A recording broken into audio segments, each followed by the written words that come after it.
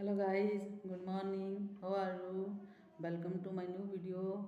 ਅੱਜ ਅਸੀਂ ਆਪ ਜੀ ਨੂੰ ਇਹ ਦੱਸਣ ਜਾ ਰਹੇ ਹਾਂ ਕਿ ਬੱਚੇ ਨੂੰ ਪੜ੍ਹਾਉਣ ਦੇ ਕਿਹੜੇ-ਕਿਹੜੇ ਨਿਯਮ ਹੁੰਦੇ ਹਨ। ਬੱਚਿਆਂ ਦੀ ਜਦੋਂ ਐਗਜ਼ਾਮ ਆਉਂਦੇ ਆ ਤੇ ਉਦੋਂ ਉਹਨਾਂ ਨੂੰ ਕਿਸ ਤਰ੍ਹਾਂ ਤਿਆਰੀ करवानी चाहिए है, इसके बारे मैं आप जी दसन जा रही हैं। अब मैं हिंदी में बताऊंगी। बच्चों की एग्ज़ाम की तैयारी कैसे करवानी चाहिए और किन किन बातों का ध्यान रखना चाहिए।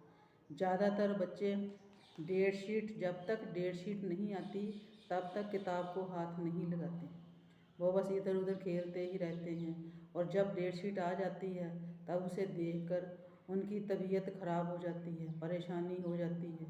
वो इसलिए क्योंकि उन्होंने पहले तो किताब को हाथ ही नहीं लगाया होता।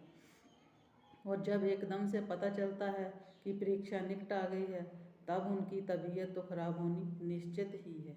वे परेशान से रहते हैं। कई बच्चे तो डिप्रेशन में चले जाते हैं कि अब क्या होगा। मगर इसमें उनकी कोई गलती नहीं है। ज़्यादातर गलती उनके माँ बाप की है, क्योंकि माँ बाप को भी सिलेबस का पता नहीं होता और वे देखते भी नहीं कि हमारा बच्चा क्या कर रहा है, स्कूल में क्या करके आया है और ट्यूशन पे क्या कर रहा है। वो उसे बिल्कुल भी नहीं देखते।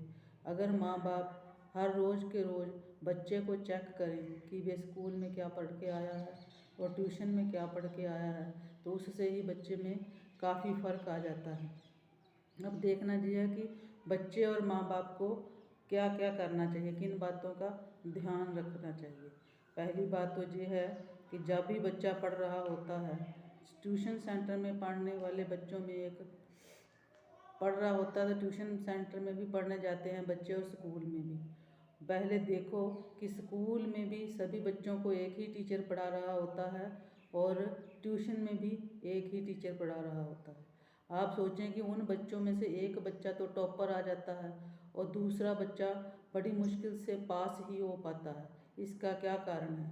इसका कारण यही है कि जो बच्चा पढ़ाई में टॉप कर रहा है उसके माँ बाप उसकी निगरानी कर रहे हैं। उसे घर में भी थोड़ी बहुत पढ़ाई की ओर ध्यान देने के लिए कहा जा रहा है। उसे चेक किया जा रहा है कि वे स्कूल में क्या पढ़ के आया है और घर में क्या पढ़ा है। और दूसरे बच्चे हैं जो उनके माँ बाप उन्हें चेक बिल्कुल भी नहीं करते। वो अपना बैग जैसे स्कूल से लेके आते हैं रख देते हैं और खाना खाने के बाद वैसे ही उठा के ट्यूशन चले जाते हैं और वैसे ही आके रख के खेलने कूदने के बाद सो जाते हैं। उनके घर वालों को भी कुछ नहीं मालूम होता। वे सोचते हैं कि हमारी फॉर्मेलिटी तो पूरी हो गई है, हमने ट्यूशन भी लगाई है और स्कूल भी लगाया है, इसलिए अब हमें और कुछ करने की ज़रूरत नहीं है। मगर ऐसा बिल्कुल भी नहीं है कि माँ बाप को कुछ करने की ज़रूरत नहीं होती है। बात यह है कि अगर माँ बाप पहले स्कूल से बच्चा पढ़ के आता है तो उसे वो देखकर सब कुछ दोहराएं कि तूने क्या पढ़ा है। 1 घंटा उसे घर में दोहराने के लिए कहें और आप सुने, उसके निकट बैठें। जब वे ट्यूशन में चला जाता है तो उसके बाद रात को 1 घंटा ट्यूशन का काम सुने कि आपने क्या किया, आपके टीचर ने आपको क्या पढ़ाया, जिससे बच्चे की 2-2 बार दोहराई हो जाएगी और साल में हर रोज़ के रोज़ काम करेगा। तो जब परीक्षा आएगी तो उसे औखा बिल्कुल भी नहीं लगेगा कि मैंने कुछ नहीं पढ़ा। उसे तो वे भूलना ही नहीं है, क्योंकि उसने हर रोज़ का रोज़ काम जो किया होता है। दूसरी बात ये है कि उसकी पढ़ाई और परीक्षा के बारे में माता पिता को बिल्कुल भी नहीं भूलना चाहिए।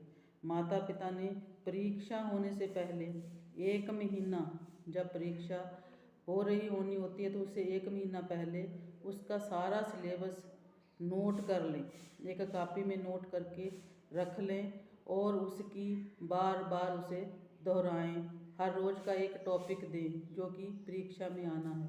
1 महीना पहले अगर सारे सब्जेक्ट्स का सिलेबस वे उसे दोहरा देंगे तो वे परीक्षा में बिल्कुल नॉर्मल रहेगा, उसे दिमागी परेशानी भी नहीं होगी और वे परीक्षा में अव्वल आने का पूरा चांसेस रहेंगे कि बच्चा अब टॉपर बन सकता है। दूसरी बात ये है, दोहरा चुका होगा तो जब बच्चा समझ आने लगेगी तो वह पढ़ाई के प्रति गंभीरता भी दिखाएगा। दूसरी बात में आज के समय में पेरेंट्स ज़्यादा तर बच्चों को ट्यूशन ना भेजकर घर में ही पढ़ाएंगे, उससे उनका समय खराब होता है। थके हुए दिमाग से आते हैं। जैसे कि पेरेंट्स आजकल दोनों पेरेंट्स ही जॉब करते हैं, कोई जॉब करता है, माता भी जॉब करती है, पिता भी जॉब करता है, और जब वो शाम को घर पर आते हैं तो थके हारे होते हैं, बच्चे के लिए टाइम नहीं निकाल सकते, तो वे बच्चे को ट्यूशन में भेजकर ही अपने आप को फारग कर देते हैं और दोबारा नहीं जाना चाहते कि बच्चे ने क्या किया है। लेकिन इसके लिए उन्हें ये समझना चाहिए कि बच्चे को पढ़ाने वाला अध्यापक कैसा होना चाहिए, अच्छा है कि नहीं। यदि वे अध्यापक का चुनाव करें तो उन्हें इस तरह का अध्यापक चुनना चाहिए जो बच्चे को बच्चे के लेवल तक जाकर उसको समझाए और बच्चे को इस लायक बना दे कि बच्चा सर्वश्रेष्ठ प्रदर्शन करने लगे।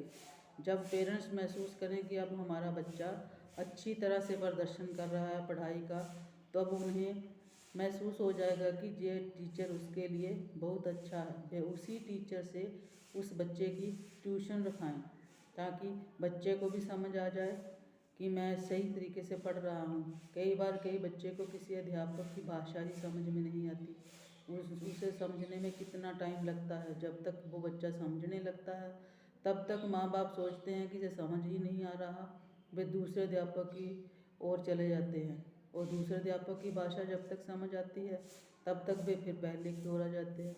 इसीलिए उन्हें बार बार अध्यापक भी चेंज नहीं करना चाहिए। अगली बात यह है कि देखिए, स्कूल में एक ही क्लास में 40-50 के करीब एक टीचर के द्वारा बच्चे पढ़ाए जाते हैं। वे सब एक जैसी अटेंशन नहीं ले सकते, इसीलिए कई बच्चों को कुछ समझ आ जाता है तो कईयों को समझ नहीं आता। जिन्हें समझ नहीं आता उन्हें ट्यूशन टीचर की ज़रूरत पड़ती है, क्योंकि वे जो उन्हें क्लास में समझ नहीं आया होता वही सवाल वे बच्चे अपने ट्यूशन टीचर से समझ सकते हैं। अगर आपको सही टीचर नहीं मिल रहा, गांव में कोई में नहीं मिल रहा, गांव से दूर आपको जाना पड़ रहा है शहर में, उसमें आने जाने के लिए कितना समय व्यर्थ होगा, और कम समय के साथ साथ पैसे भी व्यर्थ लगेंगे, क्योंकि किराया या कुछ और लगता है, व्हीकल पे जाना होता है। तो तब आपको यूट्यूबर से कोचिंग ले सकते हैं, उसकी सहायता ले सकते हैं। अब अच्छे से अच्छा आपको यूट्यूबर मिल जाएगा, आपके बच्चों को पढ़ा सकता है। ऐसा कोई सिलेबस नहीं है जो यूट्यूब में सर्च करने पर ना मिलता। वे यूट्यूबर आसान से आसान तरीके से आपके बच्चे को समझा सकेंगे और उन्हें समझ भी आ जाएगा। मगर परंतु बात यह है कि आपको ध्यान रखना होगा कि आप जो भी मोबाइल में यूट्यूबर आपने सेलेक्ट किया है उसको टीवी के साथ कनेक्ट कर दीजिए।